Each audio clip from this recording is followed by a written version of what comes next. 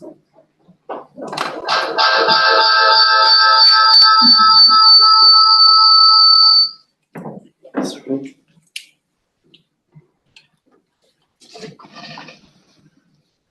you're live, Chair. Good evening and a warm welcome to everyone attending the meeting of the London Borough of Newham Overview and Scrutiny Committee. We were due to start at 7:30. I'd like to apologise, but there a number of the committee members were at an all-member briefing, which did slightly overrun. So I do apologise for starting around about 10 minutes late. This meeting is being live streamed on YouTube, and I extend a warm welcome to all those watching online. Can everyone present confirm they can hear me clearly? If you cannot hear me, please raise your hand. Thank you. Do you have any people who are going to be on screen? No? Okay. In terms of meeting etiquette, can I please ask that all questions and responses are directed through me as chair? Please indicate your wish to speak by raising your hand.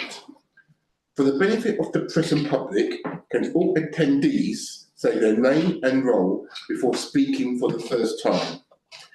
May I also remind members and officers to speak clearly so that both the clerk and members of the public can follow the discussions. Concerning the order of the agenda, I plan to take the agenda items in the order of the agenda as published. This meeting of the London Borough of Newham Overview and Scrutiny Committee is now called to order. Welcome and introductions.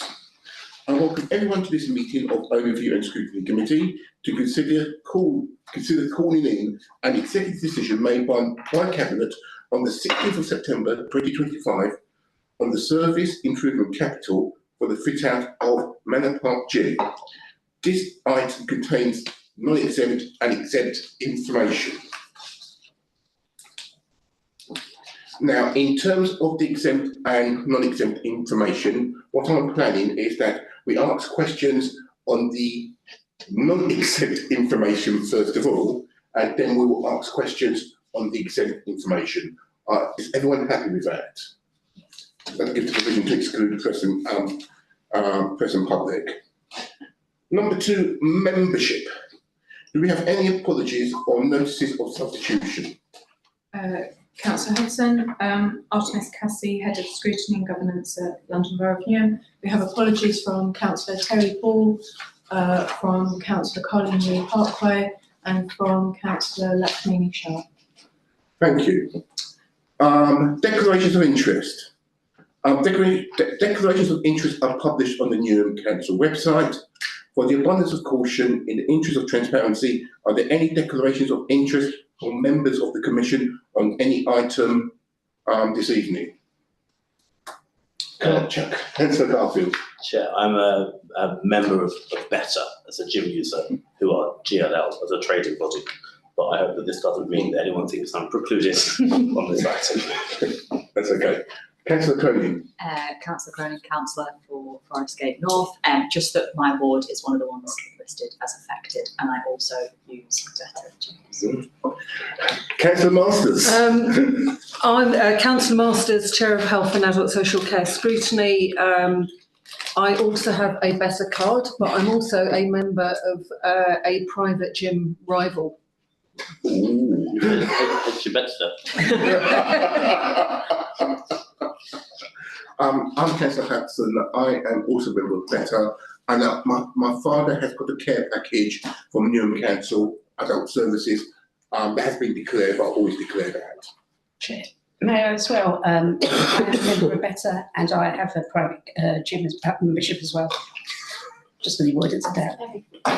No wonder our numbers have increased. It's all the members. Right. Calling Cabinet decision Manor Park Gym capital fit out. The purpose of this item is to consider calling in an executive decision made by the Cabinet on the 16th of September 2025. I will note for members and officers that our agenda item number 6 contains an exempt appendix to the Cabinet decision Manor Park Gym capital investment. This appendix contains exempt material, and if relevant, I will move for the committee to go into closed session at the appropriate time. We will deal with the non-accept material in open session before turning to any discussion of questions concerning the accept material. Right. First, can I ask committee members to indicate if they have already had questions related to the exempt material? On the exempt The material? exempt material. Yeah. I will have questions on the exempt material as well. Right. I move that the meeting be open in open session for agenda items 1 to 5. Right, do I do number, I shouldn't be doing number 5 now, should I? It's Yes. position of address in public. No, not yet. We're not excluding the press and public yet. Right. So we're actually going to move to the reasons for the calling. Right. Bear with me. Subject of calling decision, Manor Park Gym capital investment. Number 1 rationale. A. Medium-term financial strategy, NTFS, and prudence of discretionary expenditure. There were concerns about the prudence of discretionary expenditure in the wider context of LB Newham's finances. What assessment has been made of the prudence of committing new discretionary expenditure prior to the agreement of a sustainable MTFS? What prioritisation framework or criteria were used to assess this investment against competing discretionary priorities? What consideration was given to the projected 160 million budget gap in the medium-term budget strategy, 2026-27 to 2028-29, when agreeing the capital investment of 2.1 million for Manor Park Gym? What was the basis of identifying Manor Park location as suitable for this level of expenditure? What competing expenditure was rejected in favour of the spend on Manor Park Gym? What other gym locations for this level of capital investment were given consideration and rejected? What appraisals of the current facilities have been conducted? Do the facilities and equipment justify the £2.1 million expenditure? How does this decision sit alongside the forthcoming Cabinet report, Finance Review seeking sustainability, October 2025, and what would be the implications should that report not demonstrate the closing of the medium-term financial strategy gap? And I will read out the exempt bits. No, I don't read out the exempt bits, okay? I will read out the exempt bits when we talk about it. Yeah. B, capital asset lifespan and replacement planning. There were concerns about the capital asset lifespan and replacement planning. What equipment and facilities renewal policies or strategies are in place to keep membership numbers sufficiently buoyant to support the management fees? What is the expected lifetime of the gym equipment purchased with this investment? What assumptions have been made regarding replacement costs and funding sources once the equipment reaches the end of the life cycle? How is it anticipated that future gym revenue will continue ongoing replacement or maintenance costs? And those were the reasons for the calling. Now, do I move on to question?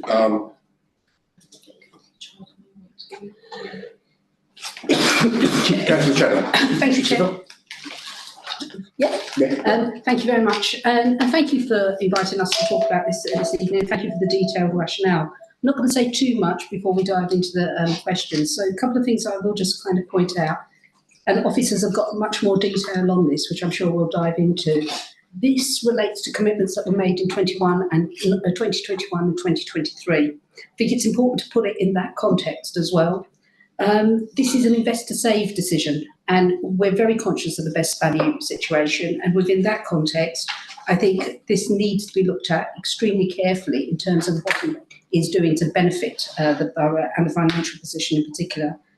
And it's a resource that's very much needed in Manor Park. And I think it's in keeping with many of our commitments around improving and supporting the health and well-being of residents. I'll leave it there, Chair. All right. Questions from members? I'm Councillor Masters. coming straight back on the idea of whether this is needed. In terms of the position, my understanding is it's not that far from the Atherton Centre, which boasts a swimming pool as well as gym facilities. And then there's also a private gym on the Romford Road, just over towards Little Ilford. So they're both kind of within range. And then you've got Wanstead Flats also in terms of having an open space for activities of a kind of leisure variety. I was quite surprised when I was reading this report, because I seem to remember at the time at which the Greenhill gym that preceded it in Manor Park was closed, that it was accessed by a lot of people who had disabilities, and yet nowhere in these reports do I see anything about it having particular facilities that cater to that group. Is there a unique selling point that sets it apart from these existing facilities that I've outlined? And I should stress that in terms of the private gym, that's a 24-hour gym, and I'm assuming that this one isn't, but, you know, feel free to prove me wrong on that. Want to take it? Yeah. So I think, like, Simon Reid, Director of Commissioning and Integration. So I think one of the things to reflect first is I think we could have done a better, we could have made a better effort of describing the interconnected nature of about 3 different decisions over the last 4 or 5 years in the Cabinet paper and the exempt appendix. And I think it starts there, really. The first decision was as part of the regeneration programme to regenerate the area around the Greenhouse site, and it included the re-provision of the gym. The commitment was made at that point to then build a new gym to replace the old gym, and planning was granted for that decision. So the initial decision was based on re-provision. The second decision then was based on commissioning the service that was made through GLL in 2023. And this final decision, now the building is being built, is about kind of the kit out. So the primary driver behind the decision for Manor Park was the re-provision of the gym. You've asked a question on USP as well. I might bring Carly in on that point, just to note the difference between our larger leisure centres and some of these smaller sites. Yeah, Carly Clark, Head of Leisure and Sport. So I think with the Manor Park gym, what we find is that some people don't use some of our larger sites because they're large, there's lots of people bustling around them. In terms of provision, some people just want to go to the gym, some people just want to go to a class and have that more kind of community feel to it. So this gym will cater to those needs. I think in terms of the location, obviously there is a lot of community within the area, there's lots of community groups, and what GLL will do as part of the kind of the mobilisation and the delivery of the gym is to ensure that they're engaging with those groups in and around the space itself, so that they can talk to them about how they can access that space. So it could be working with community groups to come into the space, to use the gym, to have access to the studio provision, but also then thinking about how some of that provision is actually part of an outreach programme with people in the area as well. So that's part of the work that we're doing with GLL. And just two small things to add. GLL have been commissioned not just to provide a generic leisure service, but also they are focused on delivering and tackling inequalities within the borough. So there are incentives within the contract to work with certain vulnerable groups. So they see the Manor Park site as a mechanism to deliver some of that. And the final point I was just going to make was we also have the chargeable lane gym. So that is a specific site for people with disabilities and very warmly received and used by our residents. Councillor Garfield first, and then you can follow on. Yeah, I just wanted to come back on that point. I'm confused then, because I'm assuming that the Atherton site is within the better contract as well. So surely the Atherton site could deliver the kind of activities that you're talking about in terms of linking with community groups in that area, as it is very much in that area. And it's not a big gym. I'd understand if we were talking about a new smaller gym compared to Newham Leisure Centre, which is indeed a very big site, or even East Ham Leisure Centre, which again can feel very, very corporate. But I get the impression the Atherton fits the very description that you're ascribing to the Manor Park gym. So I'm slightly confused still as to what's going to be different about it, given that they're in quite similar areas. Thanks, Councillor. I go back to this primarily was driven by a re-provision, and it's about how we best use our assets. So there is a USP around this site. It's a smaller site. It's particularly focused on kind of people, anybody who wants to use it, but there is a leaning towards people who prefer smaller sites. But the primary focus of this was the re-provision of the Greenhill site. That was a cabinet decision that started all of the other decisions, and that's more of a regeneration question than a adults and health question. Thank you, Chair, and I should have introduced myself earlier, Councillor Special Garfield for Stratford. I imagine because this project's been quite a long time ongoing, and not everybody would have come across this for all of the years since it was first envisioned, you might not have been at the inception. However, since joining the project, what, to your knowledge, are the private sector funding model options that have been discarded because they were deemed inefficient or unfundable, or the funds couldn't be raised? I'm thinking both of the kit out and the options for GLL to do the full kit out and provision of the contractor, or from alternative provider, given that the site is a housing site and one that would be quite profitable. Councillor Martha has already pointed out that there are a number of other private gyms in the vicinity, which indicate it's a profitable venture. And why is it that this is the best option for public money to use rather than the private sectors? No, it's a good question. And I guess we've got other examples of the council building other gyms. I suppose this was never considered as a commercial kind of opportunity. My understanding back from 2021, it was about the re-provision and then the use by our leisure provider.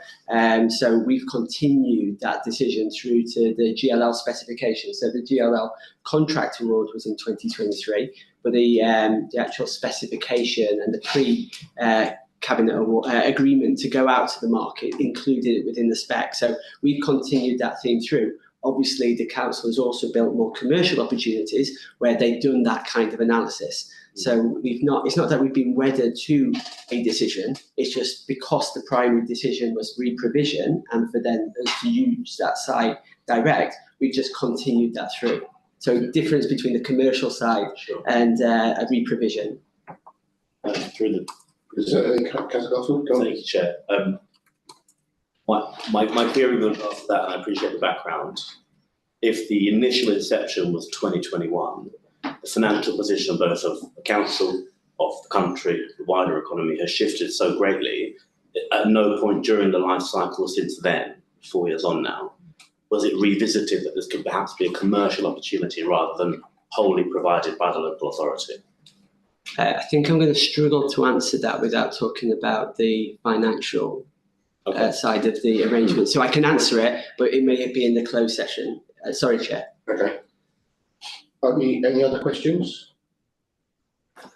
I've got a question in the sense that obviously in 2021 the financial position of the London Borough of Newham was a lot better than the financial position of the London Borough of Newham in 2025/26 and ongoing.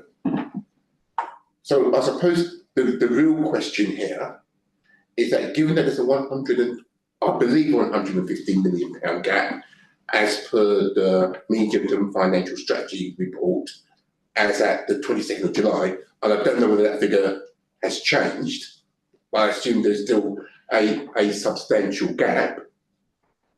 How does this discretionary spend stroke priority fit in with all the other discretionary priorities that the council has? Okay, so I think some of that goes to the financials, which we'll go through in the closed session. I think the other part of it is how do we make decisions on investor save, and that might be best for Andrew and Mike to pick up. Is that okay? So I'm a little bit worried about sort of covering stuff. Exempt parts. I was just thinking more like how do we judge investor save opportunities? Wouldn't it be best that if we actually move to the exempt part of the agenda, Yes. if we are talking about the finances? Councillor Garfield. I just wonder, Chair, before we did that, there were any top lines at all, just for the benefit of the part of the meeting that is meant to be held in open session, that could respond at all, just to the, I suppose, the general outlook of the quality of the financial decision, if not the specifics. So if not the specifics, and we'll go into those in a minute, the council saves significantly through the GLL contract. Over 15 years, it's a considerable saving. So the investment here is only a small part of that much wider saving. If we think back to Active Newham, and the number of years we have Active Newham, there was always a management fee. The primary decision here was to try get to a place as soon as possible where we had a better offer for residents. And I think maybe just to colour it in slightly, leisure services are slightly unusual from a council perspective. Like, we top up the gap between them being sustainable and not. And largely, the vast majority of income comes from service users who are predominantly residents. In other areas, they have fully financially sustainable services. And that was the ambition, to get to a place that Active Newham didn't get to, which is a fully sustainable service. And some of the investments that we've made help us get there. And I think that's about as far as I can go without talking about numbers. Okay. I think at this stage it would be appropriate to move to the agenda item, and then, sorry, we should have pressed the button. Any other questions that can be asked in the public session before we go on to the next session? Does the committee have any other questions that can be asked in the public session? I think so. I mean, don't answer it if it's pertaining to exemption. I think I want to revisit Councillor Garfield's question. I'm looking at the notes, and I think the overall argument that's being made is it's more expensive to not go ahead than to go ahead with the overall in terms of investor save, etc. So I'm just, when it says the cost of mothballing is prohibitive when compared to the GLL offer, I guess my question is, mothballing is not the only alternative. There are commercial alternatives. So I'm interested in what is there literally, has it been exhausted, that avenue, the commercial avenue? Has it been explored fully? And if so, it would be good to know all the options that were considered and what those costs were. And if not, it'd be good to explore that. Yeah, no, helpful. So going back to the re-provision decision made by Cabinet in 2021, that was based on the idea that the leisure provider, so not always GLL, but Active Newham, or GLL, in fact, a decision hadn't been made in 21 that it wouldn't be Active Newham, would continue to run that site. So as that was the primary and first decision, that's the theme we've gone with. If it was one of the commercial decisions the council has made, you would absolutely be exploring all of those alternatives. It's kind of worth noting that those private facilities also impact on leisure numbers in our sites. So footfall is the name of the game, effectively, and that's why you want a good service. Like, you can look at running a bad service, but if people don't use the sites, then effectively we just are bailing out those services. So the primary decision was the re-provision, and that's why we haven't considered it like a normal commercial opportunity and scoped those different kind of uses out. So through the chair, it would be an option at this point. It would be an option to explore the commercial, or is it because we've gone down this chain of the original decision, we can no longer consider what the commercial options would be? So we haven't considered commercial options. The building has been designed to be a gym, so that limits some of the commercial opportunities, or at least you'd have to do more kind of in the fit out to get it into an alternative.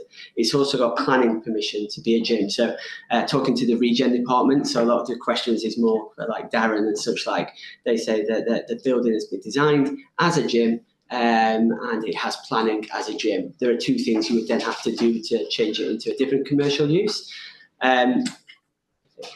it's in the contract. So within the GLL contract, it's been included, but I'll talk about that a bit more in the commercial side of this. It's also been factored into our MTFS savings, and again, we'll go into a little bit more on that one in a bit.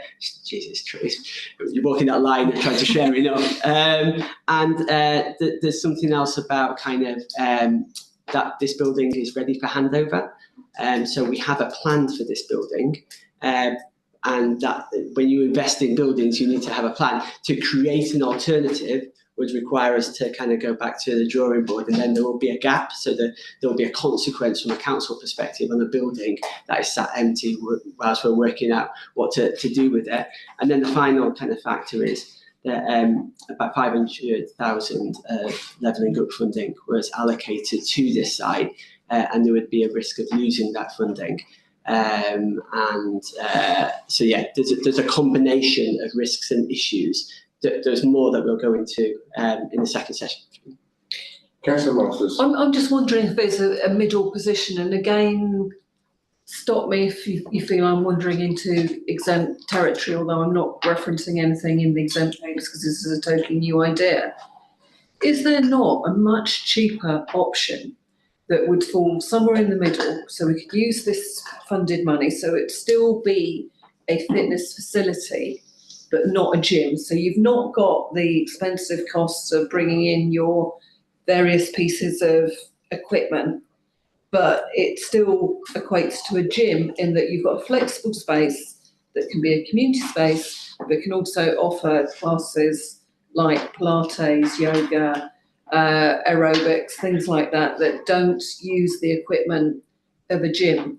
Is that not middle ground? And then you've got something which is different enough to the Atherton that still has the community uses, that is different to the other gym uses, and is a hell of a lot cheaper, and doesn't impact on a contract with GLL.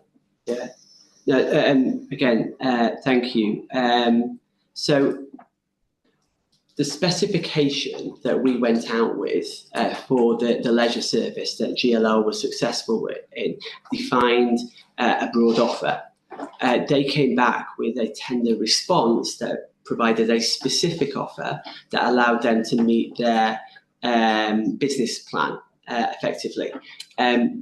For us to make changes to that at this stage would be a non-material amendment to the contract, and that's what we'll talk about more in a closed session.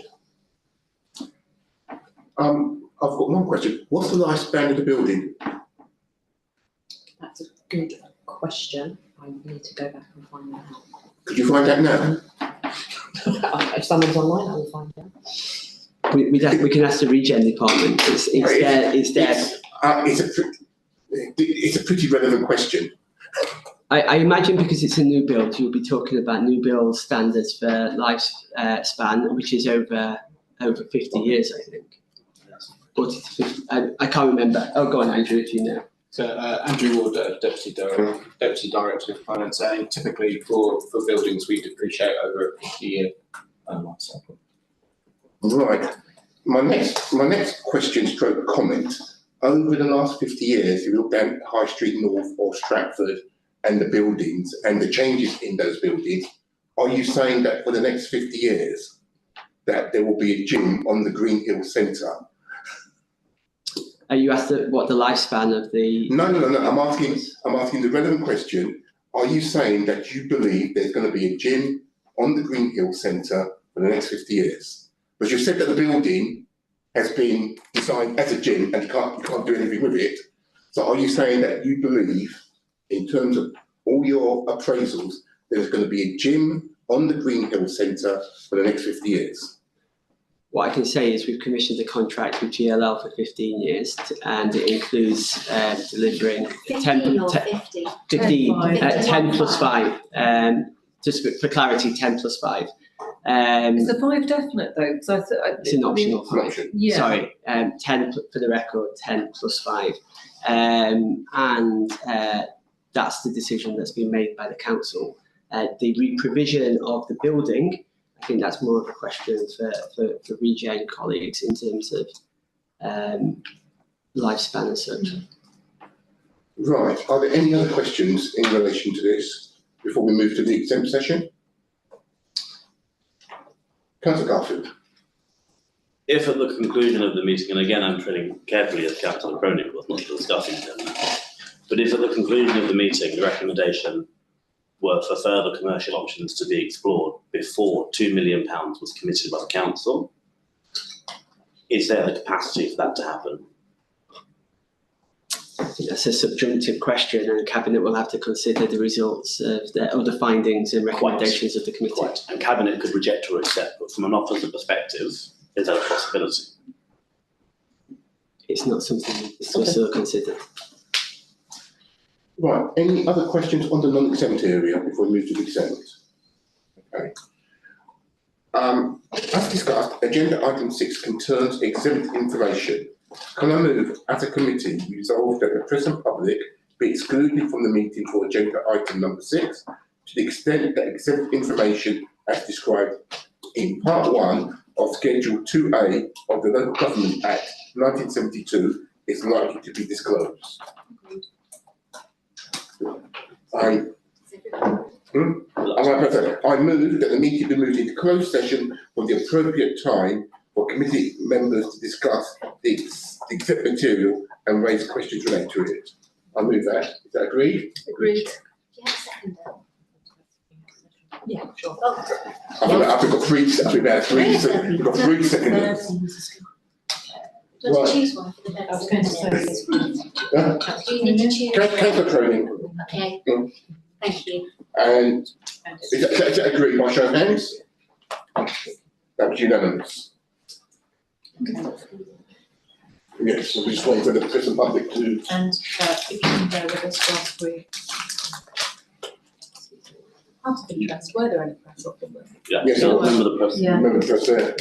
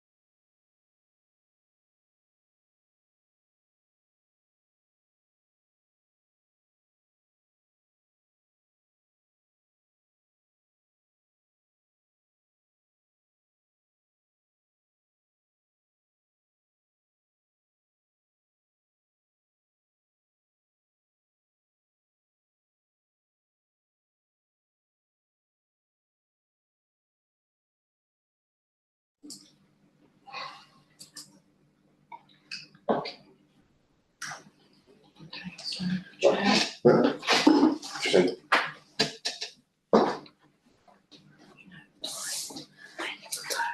Right, yeah. I'd like to note the time being 21:22. I'm proposing that under part 4.1 of the Council Procedure Rules of Council Constitution in relation to the duration of meetings under Article 29.1 to extend the meeting duration of this meeting beyond 9:30 to 10 p.m. Can I have a seconder? Councillor Garfield, Councillor Masters. Just 1 second required. And we're moving back into closed session. Right, so form of words for the call-in. Just a minute.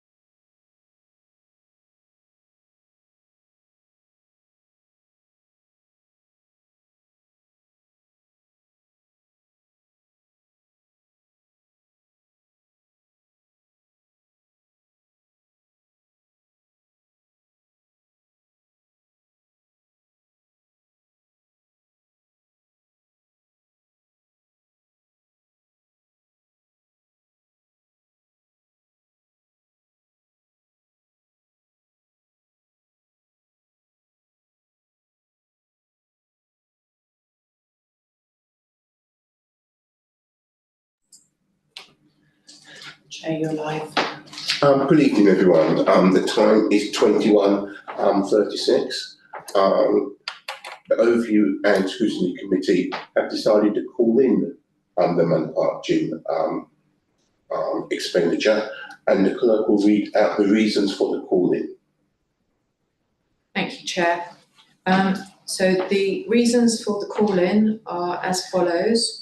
The committee was not satisfied that comprehensive financial appraisals were undertaken to justify the £2.1 million expenditure on facilities and equipment. Further, the committee was also not satisfied that alternative funding sources other than the public purse had been explored or found to fund the fit-out. Thank you. Are all members of the committee agree to that? Yes, Agreed. Agreed. Thank you very much, everyone. I shall now close the meeting. And the time is 21:37, and this meeting is officially closed. Thank you, Chair. Thank you. My apologies for overrunning by 37 minutes. Thank you, Robert. Thank you much, everyone. Thank you. Thank you. Oh dear, oh dear, oh dear. So.